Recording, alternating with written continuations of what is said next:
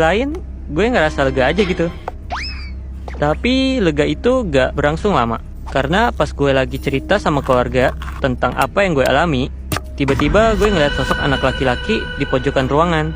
Anak itu ngeliatin gue cuy. Dan yang paling bikin gue merinding, alisnya nyatu di tengah. Gue sontak teriak kenceng. Gak bisa nahan ketakutan gue. Tapi yang bikin gue tambah gila, mata gue tuh gak bisa lepas dari sosok anak itu. Serius anjir, kayak ada magnet yang maksa gue buat ngeliat ke arah dia. Mata gue melotot seakan-akan pengen lompat dari kepala gue. Keluarga gue mulai panik. Dan orang pintar yang berhasil bersihin gue, dia langsung gerak cepat.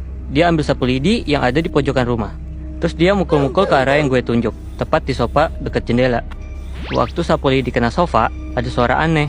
Suara itu berdesis kayak ular, tapi lebih dalam dan lebih jahat. Anak laki-laki itu tiba-tiba lenyap, kayak nggak pernah ada di sana. Tapi rasa dingin yang dia bawa masih ada, meresap ke dalam tulang. Gue nggak bisa tidur tenang malam itu. Tiap kali gue nutup mata, bayangan anak itu muncul lagi. Kayak dia pengen sesuatu dari gue. Beberapa hari setelah kejadian itu, keluarga gue ngadain doa rosario di rumah. Dan lo tau gak, pas kita lagi doa, suara piring jatuh itu kejadian lagi. Padahal piringnya tuh udah dipindahin jauh dari meja. Gue lihat muka nyokap gue langsung pucat. Tapi kita semua pura-pura nggak lihat biar kita bisa nerusin doa.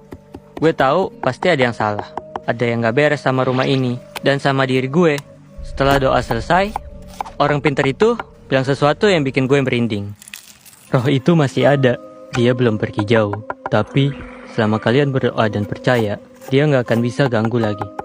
Gue cuman bisa diem, nggak tahu harus bereaksi gimana. Gue berharap ini semua segera selesai. Tapi sampai hari ini, setiap kali gue berdiri, gue masih ngerasa kayak ada yang ngeliatin gue di pojokan ruangan. Kayak tatapan anak laki-laki beraris nyatu itu masih ngikutin gue. Seolah dia nggak mau pergi. Rasanya makin hari makin kuat. Kayak dia nunggu sesuatu dari gue. Tapi gue nggak tahu apa. Gue tahu ini nggak akan selesai begitu aja. Seminggu setelah kejadian kesurupan itu, keadaan rumah gue masih sama. Gue nggak bisa tidur dengan tenang. Dan piring-piring terus aja berjatuhan sendiri.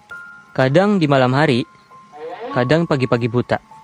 Suatu malam, gue lagi coba tidur. Dan tiba-tiba, gue dengar suara langkah kaki di luar kamar gue. Gue kira itu bokap atau nyokap yang lagi bangun buat ke kamar mandi. Tapi pas gue ngeliat jam, baru jam 2 pagi. Gak mungkin kan bokap nyokap bangun secepat itu. Gue coba cuek, tapi suara langkah kaki itu makin dekat, makin jelas. Sampai akhirnya berhenti di depan pintu kamar gue.